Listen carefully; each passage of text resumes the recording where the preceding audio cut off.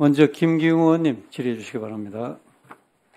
네, 대구 중구남구 김기웅입니다. 먼저 통일부 장관께 질문 드리겠습니다. 네. PPT 한번 띄워주시죠. 아마 장관님께서 아실 것 같은데 지난 17일 날 고등법원 행정 3부에서 인권재단 이사 추천 관련한 판결이 있었습니다. 내용 알고 계십니까? 네, 알고 있습니다. 요지만 말씀드리면 이게 매주 화요일 날 북한 인권 관련 집회를 열고 있는 한변에 이제 김태원 변호사가 국회 사무총장 등을 상대로 해서 낸 부작위 위법 확인 소송이고 일부 승소가 돼서 국회 사무총장이 인권재단 이사 추천하지 않는 것은 위법이다. 그리고 국민의힘에서 추천한 5명을 홍보에 통보해서 이제 인권재단이 출범할 수 있도록 해야 된다는 취지로 본 의원은 이해하고 있습니다. 이 판결 내용과 관련해서 통일부가 혹시 후속 조치로 검토하고 있는 사안이 있습니까? 네. 통일부는 2016년부터 올해 2024년까지 국회에 재단 이사 추천 요청 공문을 13회 발송을 했습니다. 법원에서 이런 판결이 나온 만큼 여야가 조속히 합의해서 국회에서 재단 이사 추천이 이루어지기를 기대합니다. 앞으로 정부는 통일부는 국회와 이 문제와 관련해서 계속 협조해 나가도록 그렇게 하겠습니다. 예, 어쨌든 사법부의 판결이 나왔고 그 판결이 이행될 수 있도록 노력할 필요가 있다고 생각이 됩니다. 노력해 주시길 바랍니다. 네. 다음으로는 외교부 통일부 다 해당되는 사안이긴 한데 아무래도 외교 사안이 많아서 외교부 장관께서 답변해 주시면 좋을 것 같습니다. 모두에 있었던 이 북한군 우크라이나 파병 관련된 얘기인데요. 지금 언론에서도 이미 그 북한의 의도라든가 여러 가지 많은 얘기가 나오고 있고 분석도 있습니다.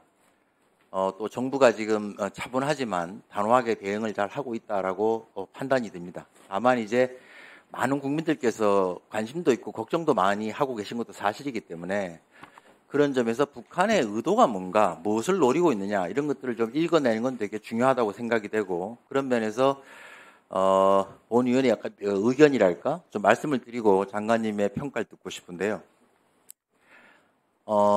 지금 북한이 처해 있는 상황을 보면 경제적으로 매우 어렵습니다. 그것은 김정은이 집권 초기에 쌀밥에 고깃국을 주겠다 했지만 10년이 지난 뒤에 오히려 김정일 때보다 어려운 상황으로 가고 있고요. 환율이나 물가가 엄청 높아져 있고 최근에 또 수해 때문에 민심도 피폐해져 있고 그런가 하면 이번에 해외 국감을 나갔더니 공간이 없는 것도 많지만 공간이 있는 국가에서도 대사도 없고 대사 대리하고 한 두세 명이 있는데 아예 공식 행사에도 나오지 않고 두문불출하고 있는 상황. 그러니까 외교적으로 이제 고립이 아주 심화되어 있는 상황이다. 그러니까 경제난이 회복하기 어려울 정도의 상황으로 가고 있고 외교적 고립이 이게 말도 못할 정도의 상황. 거기다 중국과의 관계도 불편하지 않습니까?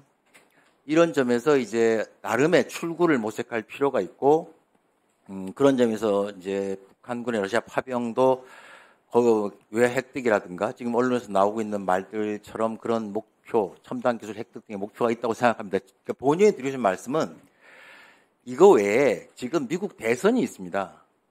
이제 그 중에 특히 공화당의 이제 트럼프 후보가 될 경우에 이제 러시아 우크라이나 전쟁 휴전까지도 얘기를 하고 있는데 이것이 결국 북한 입장에서 보면 최근에 ICBM 기지 노출한 거와 마찬가지로 결국 러시아를 배경으로 해서 미국을 상대하는 데 있어서 또 하나의 중요한 카드를 확보하는 의미도 있다. 그러니까 경제난 타개도 있겠지만 미국과의 어떤 한판, 도박 승부라고 할까요? 그런 부분을 내다본 부분이 있다고 생각이 되고 유사한 사례가 다들 기억하시겠지만 90년대 초반에 소련과 동구 공산권이 무너졌을 때 이제 북한이 경제적으로 굉장히 어려워지고 94년이 가장 어려웠던 때죠. 그리고 외교적으로도 고립이 심화되던 단계. 그리고 중국이 우리랑 수교하면서 중국과의 관계도 아주 냉랭해졌던 시기입니다. 그 시기에 결국 북한이 택했던 것은 NPT 탈퇴, 그러니까 핵 비확산 조약에서 탈퇴하는 카드를 가지고 뭔가 도박적 출구 모색을 했고 그 결과가 이제 94년에 미국과의 어떤 제네바 기본 합의를 통해서 나름 뭔가 찾았다고 보이는데 굉장히 지금 상황도 닮아 있고 그렇다면 이제 저희 이 정부에서도 의도를 잘 분석해야 되겠지만 결국 북한이 노리는 것이 외화획득이나 기술 확보도 있겠지만 결국 미국 대선 결과에 따른 어떤 북한 나름의 도박적 선택이라고 보입니다. 이런 견해에 대해서 장관님께서 어떻게 생각하십니까? 뭐 대체로 동의를 하고요. 북한의 경제적 난국 그리고 외교적 고립은 어제 오늘의 일도 아니고 오래전부터 겪었던 그런 근본적인 문제인데 저는 하나 좀 퍼즐로 생각하는 게 그런 난국을 타개하기 위해서는 중국이 굉장히 중요한 텐데 왜 중국을 저렇게 그 관계를 악화시켜 가면서까지 러시아에 올인을 하는 것인가? 그게 저는 좀 근본적인 좀 약간 의문이 있고요. 그래서 전반적으로는 미국 대선을 앞두고 여러 가지 카드로 쓰고 있다는 그 김 의원님 말씀에 저는 동의를 하는데 그 대중관계에서의 그런 문제는 제가 좀 아직도 의문이 잘 안 풀리고 있는 그런 측면이 있습니다. 그래서 저희들은 이런 문제를 약간 차분하게 지금 절제된 대응을 하려고 하는데 가장 근본적인 것은 결국은 그 러시아에 대한 이런 지원을 통해서 군사기술 확보하고 한 대가로 반대급부로서의 경제적인 대가 그리고 군사기술 정찰 위성과 관련된 그런 군사기술을 받을 수 있는 가능성 이런 거를 염두에 두고 출구를 모색하기 위해서 이렇게 올인하는 거 아닌가 저는 그렇게 판단하고 있습니다. 그 중국과의 관계는 제 이제 생각으로는 코로나 시기에 우리 전단에 뭐 코로나균이 넘어왔다 이런 주장을 했는데 그 당시에 러시아나 일부 국가에서 이를 지지하는 걸 했지만 중국은 북한의 요청에도 불구하고 그에 대한 입장 지지를 하지 않았고요. 북한이 일정한 부분, 그러니까 말하자면 붕괴하지 않을 정도의 지원 외에는 북한이 원하는 걸 충분히 들어주지 않고 있다. 그러니까 북한 입장에서 볼 때는 어차피 중국의 태도 변화를 이끌려면 보다 강한 수가 필요하다 이런 게 아닌가 생각합니다. 저도 그렇게 중국이 100% 도와주지 않으니까 결국 러시아에 매달린 거 아닌가 하는 생각이 들고 그래서 저는 중국의 역할이 중요하다고 저는 생각을 합니다. 예, 수고하셨습니다. 네.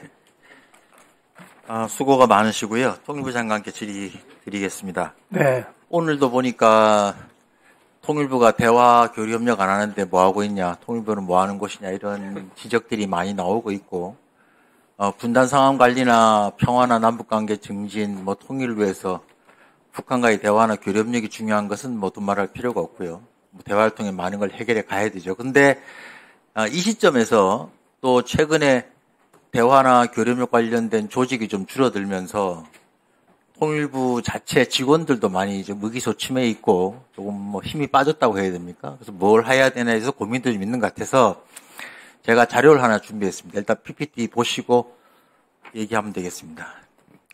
이 자료가 뭐냐 하면은 역대 노태우, 김영삼, 김대중 정부에서 통일부의 인원, 고공단 숫자입니다. 근데 이게 지금 잘 보시면 김영삼 정부가 노태우 정부보다 적은 것 같지만 맨 밑에 왼쪽에 있는 하나원, 북한 이탈 주민 정착지원 사무소가 사실은 97년부터 추진했지만 생긴 게 99년이라서 그 인원들이 전부 김대중 정부로 포함이 돼서 적은 거지 실제로는 김영삼 정부가 더 숫자는 많습니다. 실제로. 직원 숫자나 고공단 숫자가 더 많은 것이죠. 이제 숫자는 이렇게 되는데 별로 줄진 않았지만 이걸 자세히 보시면 남북 간의 대화가 많았던 게 90년부터 92년까지 기본합의서 백과 공동선 이런 걸 많이 했죠. 이틀에 한 번씩 회담을 했는데 93년 김영삼 정부가 출범하면서 핵가진자와 악수할 수 없다는 얘기도 했고 북한 스스로 아까도 얘기했지만 스스로 경제난이나 외교적 고립이 심해지고 중국과 관계도 냉랭해지고 스스로 추구가 없는 상황에서 소위 말해도 그때도 통미봉남을 외치면서 남측 간 대화하지 않겠다. 그리고 미국과 승부를 보겠다고 해서 이제 그 시기죠. 그럴 때 이제 우리 김영삼 대통령께서는 뭐 아까 말한 대로 남북 교류 전면 중단 선언을 합니다. 다시 띄워주세요. 저게 언제냐면 94년 7월에 남북 교류 협력 전면 중단 선언을 하세요. 대화와 교류 협력이 다 끊어지는 거죠. 그때 통일부가 그럼 그때 대화나 교류 협력 관련 조직도 좀 줍니다. 실제로. 그런데 통일부가 뭘 했냐 하면 지금 보시는 것처럼 통일 업무의 법제화 이렇게 해서 적정지원법 이탈주민지원법, 통일기억지원법을 추진을 하고요. 뭐 통일기억지원법은 더 정부 입법을 할 때니까 99년에 했지만 일단 추진을 하고, 또 하나가 통일 업무에 이제 국제화 이렇게 하면서 처음으로 미국, 중국, 일본에 주재관을 보냅니다. 그 결과가 이제 인도 지원국이 생기고 하나원이 신설되고 하는 일이 생긴 거죠. 그러니까 북한과 대화와 교류 협력이 단절됐다. 그래서 그분이 기후가 준다는 건 일부분인 것이고, 그런 상황에서 우리가 무엇을 통일 차원에서 해야 되냐 해서 저렇게 많은 법도 만들고 주재관도 보내고 조직도 만들고 했어요. 실제 더 커졌다고요. 지금도 거의 유사합니다. 북한이 우리를 상대하지 않겠다고 그러고 뭐 승부수를 보겠다 그러는데 뭐 경쟁이 심하죠. 통일부가 아까 대화 교류협력 당연히 중요하지만 국내외 국제적인 통일 기반 조성이나 혹은 통일 미래 준비, 통일 미래 뭐 세대들에 대한 올바른 통일관, 대북관, 또 역량을 갖게 하는 것들, 뭐 그거 포함해서 통합된 어떤 촉진하기 위한 방안이라든가 통일 후에 통일의 전적인 발전에 대한 계획, 비전, 뭐 일을 나열하자면 수도 없이 통일부 할 일이 많은데 지금 대화 교류협력이야 또 상대가 있는 거라 우리 마음대로 되는 게 아니잖아요. 그러면 그거는 대화의 문을 열어놓고 항상 노력은 하지만 이렇게 좀 어떻게 보면 좀 여유 있는 기간에 통일부가 해야 할 다른 많은 과제들에 대해서 통일부 정책 고객은 국내 국민도 고객이고 국제사회도 고객이고 미래를 바라보고 하는 일 아니겠습니까? 그러면 창조적으로 사실은 그 당시에도 누가 저렇게 시켜준 게 아니고요. 그 당시에 권오기 장관과 간부들과 직원들이 고민해서 했던 일이거든요. 그러니까 지금이야말로 장관님과 간부들이 리더십을 발휘하고 직원들이 모여서 창의적으로 이 시기에 우리는 무엇을 해야 되는가를 고민해서 좀 법도 제정하고 많은 일을 할 수 있는 기회가 왔다. 오히려 이렇게 생각해 주면 참 좋을 것 같아요. 이런 의견에 대해서 장관님 좀 의견을 밝혀주십시오. 네, 저도 의원님 말씀에 전적으로 동의합니다. 지금 남북 관계가 굉장히 어려운 상황이지만은 국내적으로 또 대외적으로 통일부가 할 수 있는 그런 일들을 창의적으로 찾아서 열심히 노력하고 또 앞으로 그렇게 하고 그 결과를 보여드리도록 그렇게 하겠습니다. 네. 예, 수고하셨습니다. 예, 질문 드리겠습니다.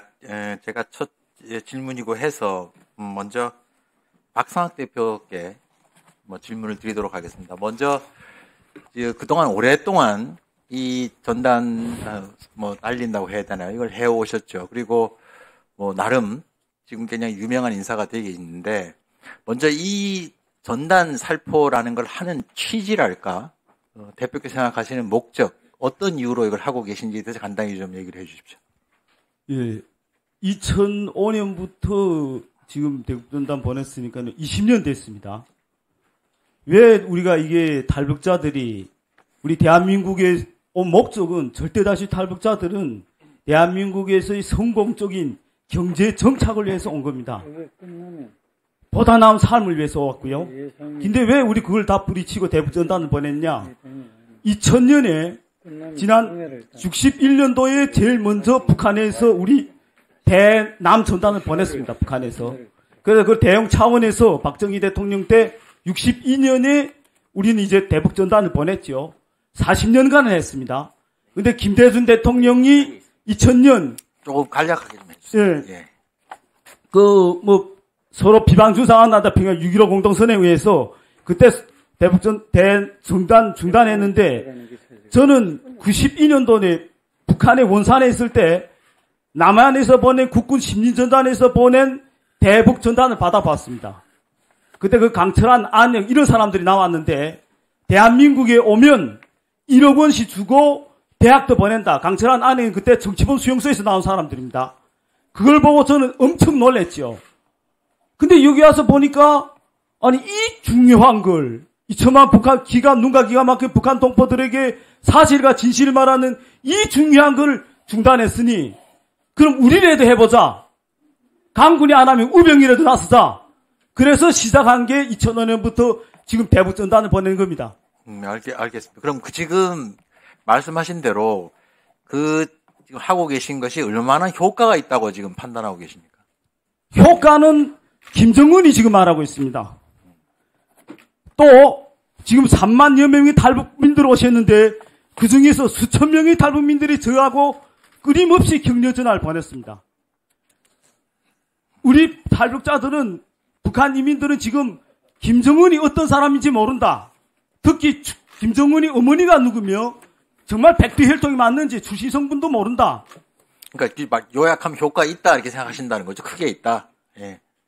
아마 예 김정은이 갖고 있는 예, 원자탄보다도 북한에서는 더 두려워하는 것 같습니다. 알겠습니다. 알겠고.